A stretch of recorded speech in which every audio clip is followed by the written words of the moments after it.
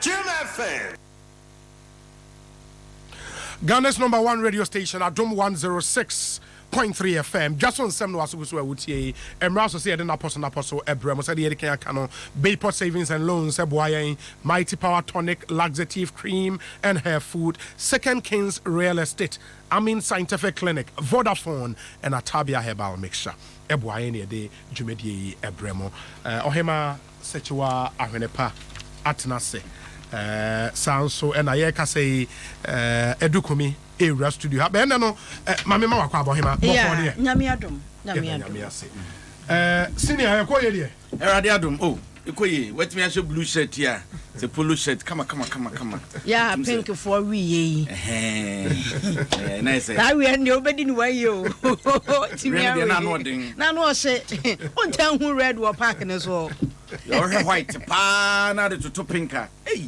I quite said dogo material. One was a pink and so accepted to be a mark color. A mark color. A man soon and a dozen. And a man shopping. Sana anyhow. And it was a pink and so more campaign as a campaign call for me. As a campaign, I say, as a cratch for you. That'll be.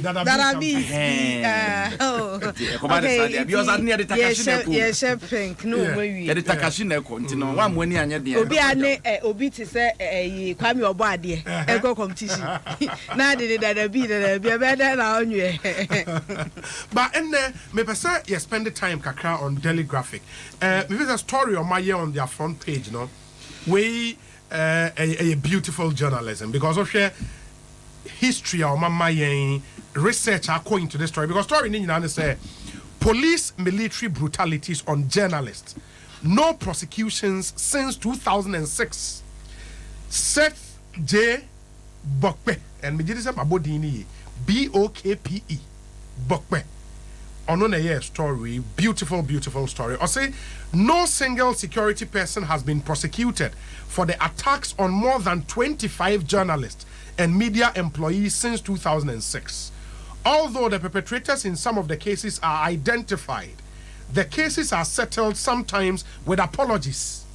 In most cases, however, no compensation is paid, while the security organization involved promised to offer better working relations with the media. Checks by the Daily Graphic has revealed a tall list of victims, including reporters, photojournalists, station managers, and editors who have been brutally assaulted by soldiers and policemen. And some of the attacks have left journalists with serious medical conditions. Now, graphic I are there. Assembly nyina say efie pinu ni nsia. Yes. Police fuache centrofo sibam wo mo saa. Wo be kwana centro ni pa ya chena hye wankona. Ni ebo na mfene na mfia obisa se na hwan banie. Na so abepem sabre ye fa police ni bia kwagina akotro. Se de kwadu bono. So abon centro ni centrofo no bi wo ha omo ye photojournalist. Chese omo de efonyi no mtwitwa de bidando mo de ni bi. Ebi mo so wo ha omo ye investigative journalist. Na so omo ye hwehwemu nsema hinta na afi wakotu de aba monche magana de hye na da hubi. Ya che omo broma so bepem sabri. Enya de a empanyifo atimi police ni bia kwagina akotro. Asam ne ba wo be hwe no ni afra nipa kro no yeso we de me pacho pa edu ebe ndetwi iti ebe yank yenka na afisem na afi yaka na asam na koda de omnyom so ye ne central for the afipa na yokofade e ba ba yirimu ade e kyena ne asabo central ni enso ni nyina ko hwi bode dia samre ye kasa ya ye chi police ni ba kumpo so I lance copra, so I wine, Sabo and Abu Asmesia Nas were bentrin to Copium court Nico you one as a prosecution in Poncha, Sia Crananka, and they say, yeah, for police in the Kujina court. Said, yeah, why ye a crime against the state, assault a criminal, and the Uka Kujina court cry in sea. So, Usha story now, say, Daily Graphic one report about your friend Victor Kwaukume. Kwaukume. Yes, he has lost his sense of smell as a result of beatings by the whole police while covering a swoop on criminals. It no adiebon and say ram crowd on yes. And then also the other we full stop. Also on today. That be adian chain. Next on perfume rice crying ram I want. And you see, in another instance, Mr. Latif Idrisu of Multimedia was left with a fractured skull after the police had brutally assaulted him, where they are not in front of CID head office. Yeah, Latif. Latif. A bro police for more no. One must na a nitino, concrano. Yeah.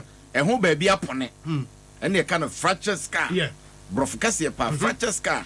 And graphic, I a breakdown, and me go over Sabri, we are such one casa experience, na afei wa boy ono de no de to be fair enye police ni na assault no but how we handle cases are a journalist no e wonu say ye ka sa de enye nsem trofo nko a eno obi ameka say ye selfish ye de generally Ghana for hwe cases involving Ghanaians, ordinary civilians, any cases they involve police for ankasa because obeka ye ka we nyina de aba be si police ni a video ba out say ye bono nansan ye mu no they see on Madina no unim say driver ni mate enro mo court I remand one ya chi wo mo edu ma ko dina court ama court in less than 3 days share journalist ne no okọ Brunga Hafo region yes Star FM reporter be a friend no James Fodwo December 13th 2014 and ne de any see nothing she see yen kan ho hwe and ye walk back so your friend Edgar Apia Patrick Inti omunyina e wo Brunga Hafo Ashanti Metro FM Muftau Mohammed April 3rd 2014 Ashanti why was Samuel Ebo Battels City FM correspondent June 1st 2008 Ye wo Erastus Asaredonko Erastus October 2012 Shinsi Ebenezer Kwame Abeka Western Region TV3 correspondent April 11th 2014 Ye wo Nana Eduche Danswa Biam Sky Power FM August 22nd 2017 on Western Region Shinsi TV Africa Crew Greater Accra Police for to share one so March 7th 2014 Shinsi March 6th 2013 Greater Accra here Vincent Jache Ghanaian Times and a ni Mate Bochi Daily Graphic Ye wo Greater Accra has Gifty Lawson of Daily Guide January 12 2012 Greater Accra here July 7 2010 or this year Kofi Dua Shinsi June 15 2012 Volta Region Victor Kwakomedie Ayeke Daily Graphic Shinsi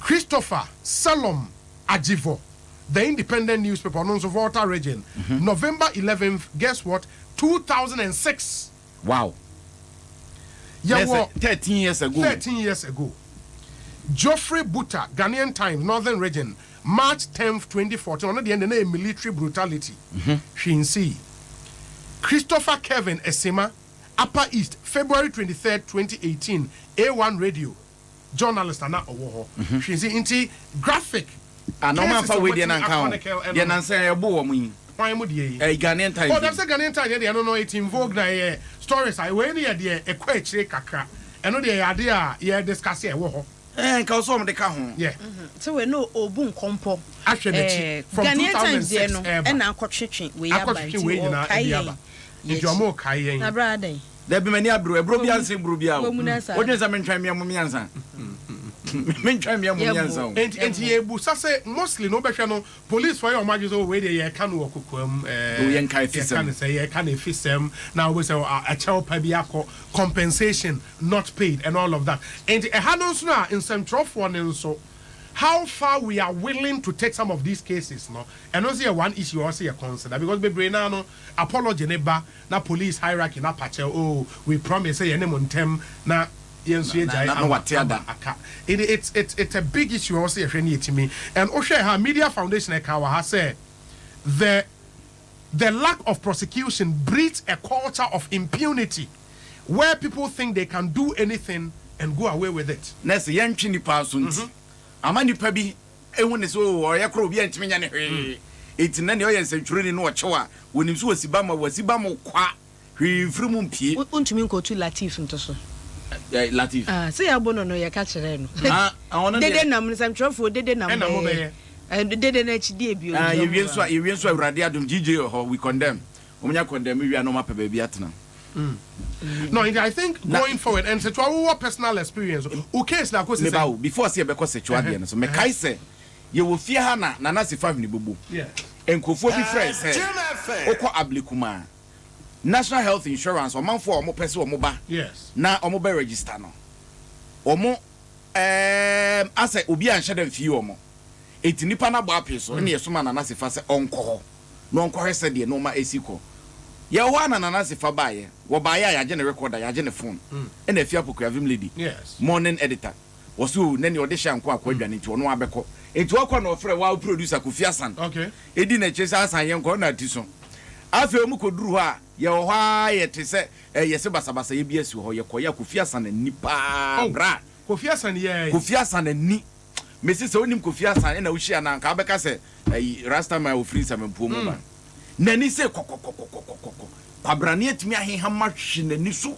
ama nani so nyina da moja afia pokua bo ba besia na kwabrane atimi ache na boron ayire ne de na hyegatem ama ne sere ho nyina wotre and already the anybody na from the police staff of National Insurance okay unim say asem ne ba ye no criminal case na kasankasa na ebe pem samri ekonkon ho etu o mankasa eno mo file a civil suit against omo ena Samson Ladi ayenini eye omo council ejina mu cobra sa enfisham yenu 2 years asa na edi asem na wie yedi wie ye de kosi ane se ye bonkrofo ne ka ye bonkrofo ne ka onim ka ye bo omo 7,500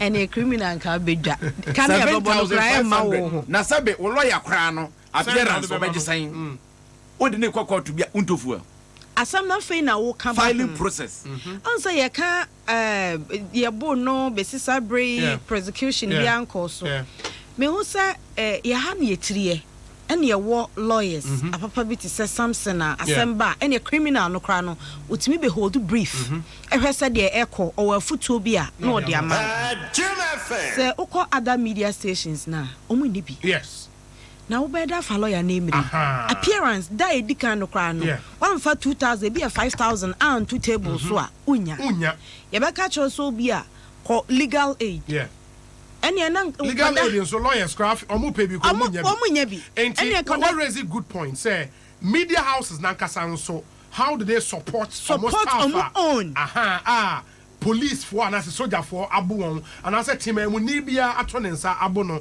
in the course of the duty and I know you're very very important nipa ni ye na djuma and no so far sa attack no and for the media house when nya multimedia bia ye want lawyers be on retainership bibi say you betimi abu awo what happens yes, if you hono na say we join a professional association which is a GJA you should see the GJA also helping. Can we get to a level like GJ as an association? Ebenya lawyers be on retainership association afa one wa. Etwa on can nioma be say no they can push to some extent they are doing makasa me case by. Okay. GJ president. Okay. Efrem Metnas if semini lawyer unfortunately okay. Na multimedia or lawyer or mama advice apart from criminal matter a case no yenhwe say be pursue civil case and personal Samson ashase lawyer ashase or yes civil case no it make us say advice be a was or man as at the time me issue no see no na me a member of the GJ and sana Emma me who say senka me a member ebianka support amenya no ebeye kese a chen say na sisi awa be member omaye proactive mamenka omaye proactive this time essence mre bia etwa mu no me kai se time ebu ofia pokua mu no ye fra GJ panyini ba ko ba ha o se panyini bi matemante ya ntrokrata mre o mo se ya bo nsentwoni nti o mo nka hwe yes krata na do mante me kai want o se panyini due mate so mante but what ne say ya tesem ope official correspondence ansa na obeka bibia waka bibi ni aburu century enti eye me kai say emra na GJ o mobile elections no empanyfo bi ba ha be campaign ni ade o mobile o mo kan say o money lawyers bi di nkomo say de be ya enoma bi say no o mo betimi aboa essence over the years no amanfo bo o mo kwadu say wo mo de di omunima ni we condemn na ne aye no mbetro letter tententen wo mo kambrofo ni nyina wia no mabɔ ne boa di ti a watwam an say we condemn the course one ye ne nye ho ye kasetia ne mum say mwa ye de boa nsentro ni ya bɔ no de enhye da ni ho etie nei de akoso ye ka no kyerɛ sɛ kwa adu ne so boa ye de bɔ mo no ya pem mo ma mo masua bibia firi enti e bɔ mpa ye sɛ ebɛyɛ saa esan sɛ multimedia ha na awurade adom etire so da kwasi twuma da romanti ene mpanifo boda no wo mapɛ lawyers e de ato sɛ asɛmba eja ye pa ebe hunu ti ne kyekere boa anwohene ti ne gyina mawore na makɔta ye nkrofo akyi nemum wo bi a wɔte akura bi ase even enkran ha kora no radio stations do sign in the lawyers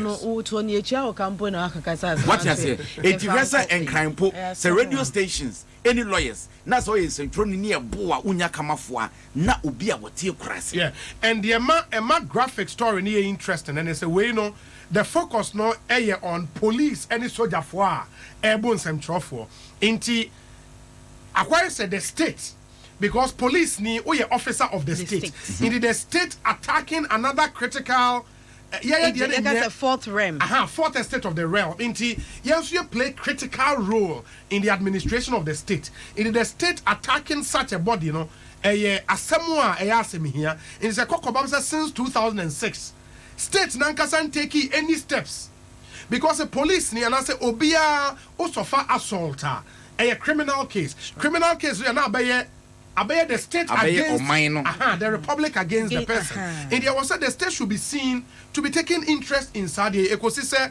apology aba police ni no kwere Saudi enya ne hwe soldier ni no kwere Saudi enya ne hwe say wotie GJA president a graphic quote na omuka say the president of the GJA Mr. Roland Afelmoni told the Daily Graphic that the issue here was soldier for the police were able. The issue was a complex one that needed a collective decision. He said for the current situation, the GJA was consulting lawyers and would take the necessary action after the police had reacted to the incident. And I would want to believe, say, a Ghanaian Times issue. No? Mr. Money cited the example of 2018 when the GJA called for the boycott of a forum jointly organized by the police and the Media Foundation for West Africa until the police could produce their men who assaulted Mr. Idrisu. However, he said most media houses defied the request, attended and reported on the event. It said, young son. Yeah, enemies. So one crowd no ko benya guest. Yes. One kwano no kwa no wanya nti bi mu bako. Hwe obi asema ye kan ni bresam. Ye nka abusuafo ya yeto mayimu. Ena police ni a no bo karate kwaku ninja. Yeah. Nipa bi ekoyire no. Yeah. Wone na damfo baako. Tola. Ema eku wiase no manya Steven so si o mabo mo to anana no mo nse do ablekuma. Yeah.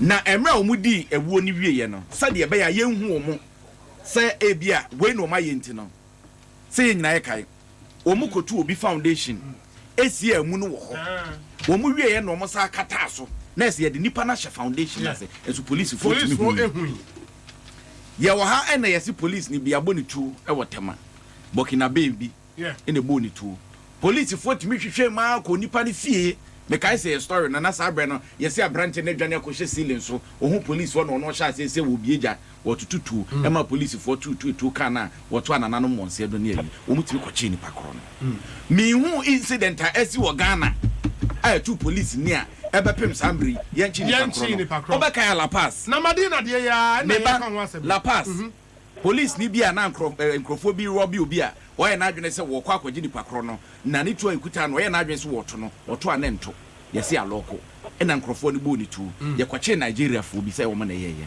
eni nansa meba mamene Suleiman Abrahima executive director Media Foundation for West Africa in Komo graphic story no they were quoted in that story Ora Abrahima ye mo akwa ba Dwaso Nsem so ni wa Dom FM ya jo me jo so chia telefoni na apomu ya no pe de na me adom yeguzu kakra me gidi say and wenya copy of the Daily Graphic account on front page story police military brutalities on journalists no prosecutions since 2006 what kind of story that was saying well meka say enye adefo for emma ye no mu bi isan say ye no da bia ye dwumadi a ye die ne say nsem bi saa ekokoso no ye document na edru say e wo say ye campaigns ne ade a ye tumi agina so dia campaigns ne me ka ho nti me gidi say data no kra bia mu use ye no dodo na be free Media Foundation for West Africa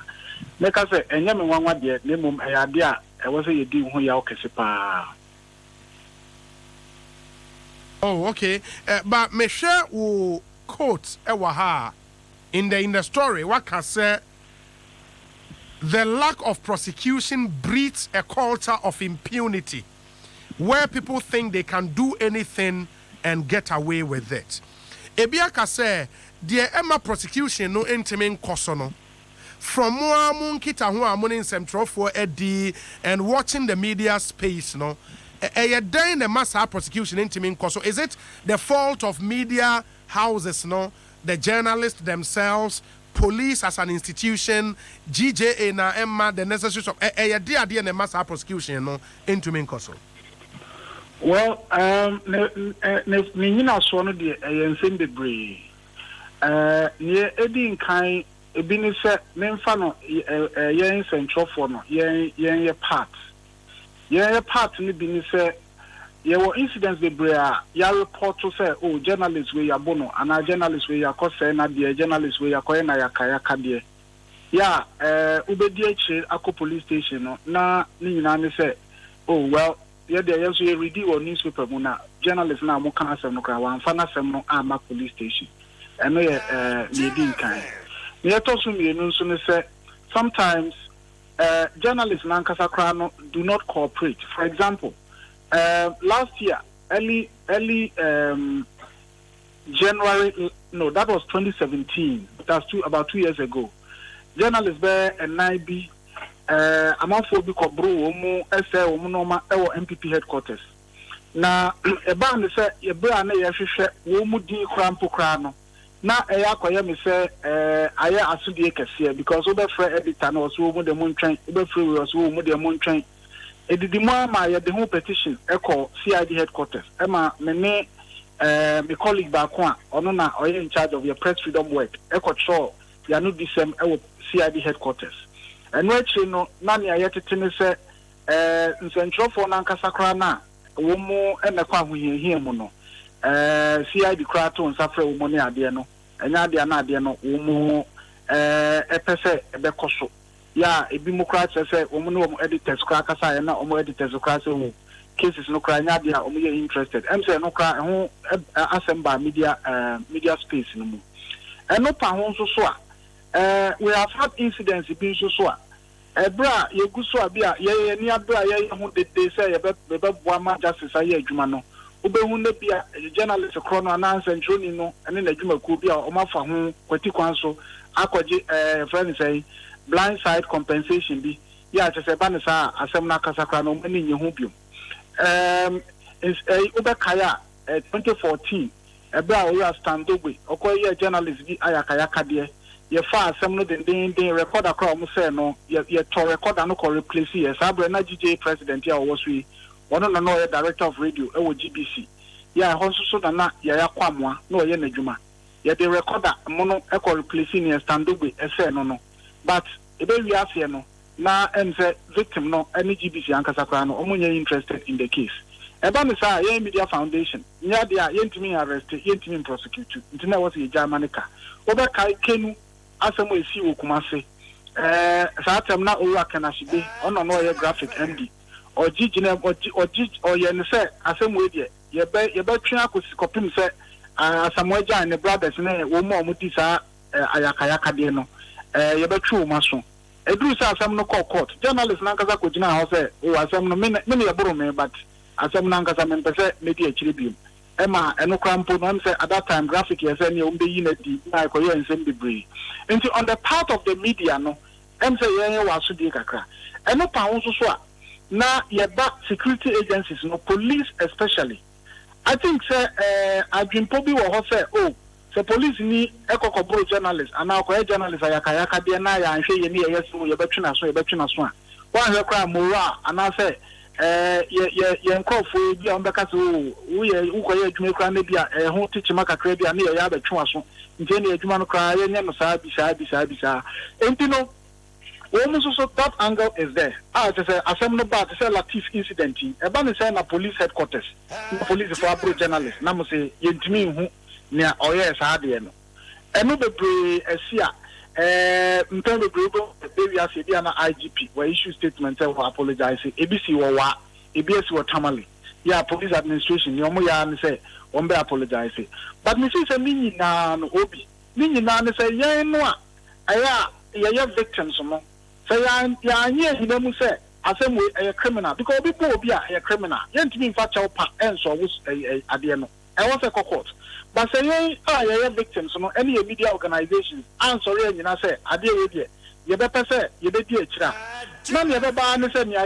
yɛhu ne sɛsi ɛyɛ a adempa a wɔ amanfoɔ tirim ne sɛ sɛ journalist yɛ wokɔbo no a ne yɛbɛbaa ne sɛ tobe na ɛnkosi aga tobe ɛnkosi aga I think some multimedia on a number of occasions might demonstrate say bibi sa ba mudi akyire because any number if you apokua nkofo bi ko bro won ne team e wo baabi mudi akyire ama asem no court e ma court e rule ye ohima sachiwa asem ba ye multimedia you took it up e di akyire akopem say me fi senka other media houses yet send ya multimedia for ya amoye no a enka de kan nyina no bia e bia ye ntimi nto ase kra de na emom another drastic akra. The other thing about issue of capacity, offer multimedia, for example, because of capacity, multimedia or lawyers on retainership, BBS saying they can take it up. For other media houses, any that kind of capacity, what then happens? Ebiaka say some of these journalists are members of the Ghana Journalists Association, a professional association of journalists. Can we get to a level, GJ Ebenya? Lawyers on retainership, for example, in this media houses, Necrano, Omunisika to pursue the case. When the victim, who is the journalist, is willing to go ahead, then maybe GJ bit me follow on lawyers to do that. Can we have some discussion also? Oh, no, cannot no credit. Na ni na mfiti ase ne se nipa no a woyɛ victim no bɛgye atom se asɛm we de me mpɛsɛ meje mu compensation some ya making ya dia e ha adwen papa ya ebia bia na GJ for ni abro na media foundation for ne amo a keke ka ho ye nyina ye ni abro no ne ya friend journalist no kude ana na editor kude yeso mu da munjiwe na entwam Hassan Ayarga over Hassan Ayarga nsɛmfo a okodi ɛwɔ boku ya journalist GN journalist bia ye bo no besi ne ye nyina ye nim ni akwakosi meanwhile ye nyina issue statement ade we de ye nya ama ne nka ade we de ne oyɛ nsɛm hunu ɛwɔ so ye twena so say ebe wi afia no obebi se mu na compensation sɛ bia pie mu a tese nipa na ye bo no ene bia ne media house crowd so e bia ye nya ama ne nka enti I think say having the lawyers no one point but it is necessary but not sufficient say eno kwa betimi asolve situation no. Look, say send me banner media be an journalist because look, I deal with the FCA the conclusion of it. Name Esan say ye lawyers inti and ama a chitre boa. Because GJ in Media Foundation. It's some a day I be paying. I ain't Ghana. Ama who do I or one more a tumopia. A lawyer for a Fabi, Ubekaya, Gambia cry. Ya do mako jina ECOWAS court ya no pokwa nge Gambia ho ECOWAS court ya lawyers a mo fa wo mu a mo kwa kodi asem no ECOWAS court ne ade ade be wi ase na no ya jam office we even though no was wo ntwa but office aban afofo ba yi o twa compensation court no award ma families no a wo mu nkrofo ewu ye ne ade but all capacity no so no me feel say not just capacity on the side of the media institution, but capacity of the individual journalist is also important. Look, Obi Nsem bi wa a bar. Yana me ka ye den amaye. Esan se unhu nia obi te radio so a all ye. Ya odi radio no ye. Esan se bia wo don amanyeko bi ana wo ta amanyeko bi echi. Na wo hwe I mean normal wo ye nsem a wo kan. Sometimes I want to share ya obeka say oh send nipa we dey na obi ko na som kra na ono an opɛ because ade na oye no enye fa na ye fense media was say media no eye but Because of MPP NDC politics in T, we will be a cotton radio so now we'll do a penny atom. Be a cotton radio so no do a penny that a man penny that I will treat to me. Now move to a matembasa. Me did say and also say ya there I was a ye shiny ye pa and no say me call the free ama Crofoya also been panning ne facts a cotton share almost so this our XYZ. Yeah, condemn that incident on in no uncertain terms. Now you feel the police force also woman also been panning baby. But national cases so say Ora Mugabe Masi, as a Mugabe Salifus, as and the human being who are dear, so here, and one more pass radio station, our management, our editors, ever share, pay us a high. I'm only Papa radio, so now, or yes, I know mana, to maybe a oil. And you know, I think, sir, yeah, kind of professionalism, a matter. Yeah, commitment to justice, a matter. The police administration, yeah, women almost say, Jumano, almost commitment, important. Media institutions, so on that time, journalists, is also important. DJ for, yeah, women, yes, and so for, Jumeku, yeah, what I say, no, almost one amount to important. Yeah, media foundation for, yeah, social role, also play. Yeah, then, sir. Not say, the BI, the can say, yeah, and another BI, send the band, a kind of the can say, GJ some time ago recommended boycott of police anyone event by the media. BB was a sign probably a consider Biwana. Well, you see, I don't think that time the decision now GJ taking was out of friends goodwill or something like that. I think well men metrics and some but Nientia Omuka said at the end of my boycott name baby as a media no crying tea, ya mobile to make the national. Now I'm say a whole fire by no they are not you know, because say say GJ I can say a day way yeah media foundation yeah sorry Coca say yeah perceive track GJ 19 yeah you know, but at that time no the way I'm acting and it wasn't out of goodwill say now womo cano and important and not womo ye. But my can say no. Your police administration currently for the last 8 months or so.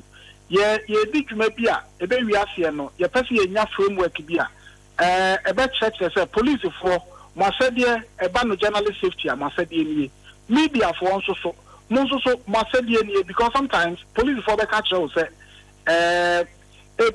public order management demonstration being a cost and a rioting being a cost. The mere fact that we are journalists no end say you to tear gas. Now Coco Nipanumu near to tear gas. You almost near you wait and change say tear gas my yet to know the income. And to maybe a young journalist no so say your best share a convent so now public order management and as a police for air control riot. Now even though we a story, sign our best position and I'm there now by only police for no kita who dear Ben was a babuntem, send your bear Ubenya story. Nanso so ebia a prasam and as a brosem because of Bemua enquanko affecto. Etu member ye media ye call ebia event the demonstration riot control. Me arena demonstrators nation ebia na mention. Now, about the Sana Sabia, police for years, oh, yeah, true, be a sincere, yes, I think other times will be a journalist. And a house so idea when you are anything the developers have framework, yeah, baby, I yet draw say, Siano. Yawa bay, a year church, yeah, no police in Penifoisia, our police headquarters, and no, you are a idea, you better framework, no, you better than a dear. A man central for who say, at the area said the police force who say, young said the now, way in no, any police for jointly, NIA, DJ for count, National Media Commission count, Giba for count, Print Pack for count, Editors Forum for count. It is stakeholders, our media community, no, Opia can yeah. A command, you know, not say police Nico Broby. Now, you'll be so much. Oh, now, you're no munina, you know, Ben Crosser, a dear way. The ban say I say number and after ya then Mukoko Yenisi, and you're not Nipa and also a prosecutor. Now, you're in a Sobia. It's a woman committee, Yansua committee. To me, this is a be brain, but you are quite Nimono. There will be miscreants, there will be police officers, Omutre Nebia in a papa, Omuni ethics, omuni discipline. Ombeye normal emphata say womuye. But a ban is answer. Na wo say send ya mrasie no. Your first one near the adwuma. Sulemana Brahma ma yemfa NC Bibia ni ebesen aba bedi nkomo bio. Why?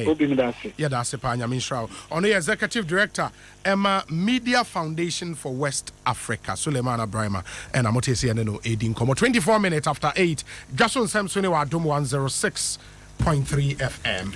And the answer the be kwa akosie chief ye ka bika aposifo bone. Na momo bone no nyina chi no. Wo mo ye bi.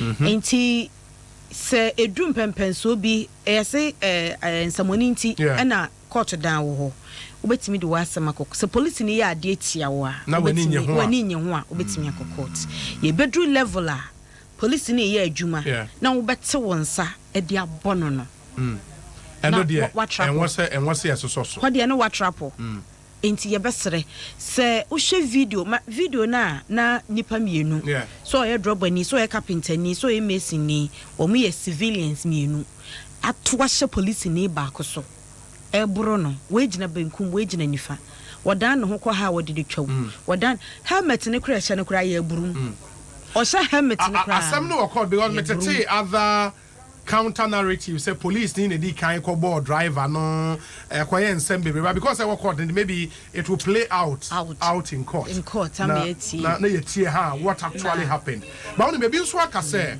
because the police no who say any police force a Ghana police service into omu provide service to the Ghanaian force good and so we provide this service and so ade ba ko wo hia pa any confidence because I me o ton ade na say nipa na wo ton ade ama me ni confidence in the product na me nya da me to and wo hia confidence and so confidence ni so o generate it through nioma wo be ye over time say over time na manfo hu say assembly for good assembly for police for hu dia ye how you treating no if any people from hu dia ye how you treating na you lose that confidence say confidence in your free hope metie Joseph Wetha Shraj boss now you the same argument say sa confidence na police for no lose no because say obi be gina so on the police ni pupo I mean give and take and I not say uniform in so what be sound who say edientina so obi anya asema police station wo ho and so media house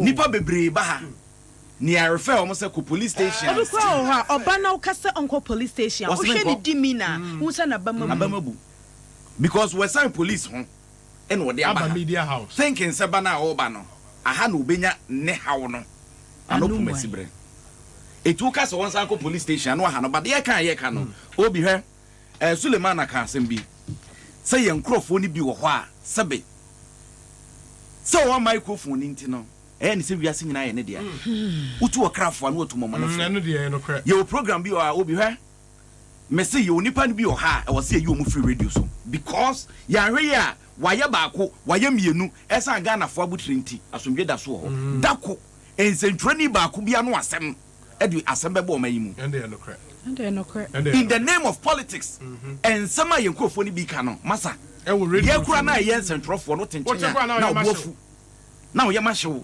etinipa na wo ka no ho asem ne sabi oyobi maami o oyobi papa hwe na nipa na di bone a fa ne kokot utimi metra radio so just because of one microphone it all boils down to ownership of media stations se nipa na oye media station no oye hwanya oye politician na agenda ne sen na agenda na o push enti ono ane yonko politician na onim sa na no ate na no oya na ono no betimi ato ayampia ama amafo hu say yes o defending the government papa mu oboni mu o ya kato na so mu nko ade nkonko didi atemu a sa nipa no de na kwa akotena enti sa nipa no so hyase so okasa o twro anasa oyi say ye TV e paper ana e radio nipa no hyase so ye adwuma ye buni nsɛmtwoni omu bebre ho no ma wakɔ journalism school but on your journalist adwuma o ye ne kire so ye politician and no our advantage say we need time kakra bi to say one more betena panelist aye more time o moderate ono no ye ono na microphone isi na nimu a o moderate nti to de bi na wutie some of the programs a wo bisa won say no oye moderator na so ye panelist ana ne o ma ne panelist no nko na ono nko anka say so o ma asam no so aka kodu ba bia no ama waje so wo beje pene no ase ato aso a no odi bi abesa okon na so waje pene na sa it's high time I was say ye hunu sa de no media owners a politician and na be any media station for a purpose and all concept opa sa media stations ya omo ha adwun wo krom ha yi for free gold call on my call XYZ bisa say who are the owners and this is business. Don't we have any law? But the other point is media ownership, yes, and then Ghana. I mean, in the UK, in the US, your right-wing press, your left-wing press. But the point is there is something called ethics. There is something called responsibility. Because at the end of the day, you're repealing criminal libel law in Ghana, but there is still slander. There is still defamation. And the amount for can still take you on. And I expect, say, wow, will be back, and then again, and also the America say, going to attack the person also might not be the solution. Oh, no, that one. But defamation, defamation, court. Responsibility, the onus is on us to be responsible behind the microphone. You say your ethics. You have to speak sense. So be a microphone. That is if you are a journalist, not a politician. Make I say the boss because be. Or say, don't open the microphone if you have nothing to say. Yes. Wise men speak because they have something to say. But sabe odwedwe kasa because now join say also can be obi e ko na se na be ko no the fact your microphone no enchese ni asase obi there are some people are more outside. When they are given the opportunity, the obey no bedru. Kumi school be di wa ha mare has pa hansa be free mitrim. Ellis Kwame Sabi who 8 years and ne uko school. E wo K Billy Claire, e wo East Legon, who say 3. K Billy Claire. Mpatom dia chaboga maboga ka chere me. K Billy Claire. E wo East Legon who stage 3 and ne e wa woda into papa Alasan Sabi was say on my happy birthday na me pacho biology teacher ya owo Abri Girls Senior High School Daniel Odei Sapani Junior and ne wa woda Daniel Odei Sapani no e papa ne chade no enti ne papa so o ma no happy birthday nyakopon 6 e wo okọ school e wo God's Love International School on prior so Julius Nwame School kuma one na Nwame School bar and lunch ene dia odi Ghana assist2 mate US nti the artist no be ko nti ye be boa ho na dia nti akwakoboga ka da say ye beto so the pensen mo no abremo na poso na mutie ye no Bayport Savings and Loans, Mighty Power Tonic Laxative Cream and Hair Food, Second Kings Real Estate, Scientific Clinic, Allahu Shafi, God is the healer, Vodafone, the future is exciting, ready, Tabia Herbal Mixture, Omunyina Boa any day, na poso ebrem, ebe dani ho aba, ye ba 106.3 FM. Jim FM 106.3. Only God can stop us now.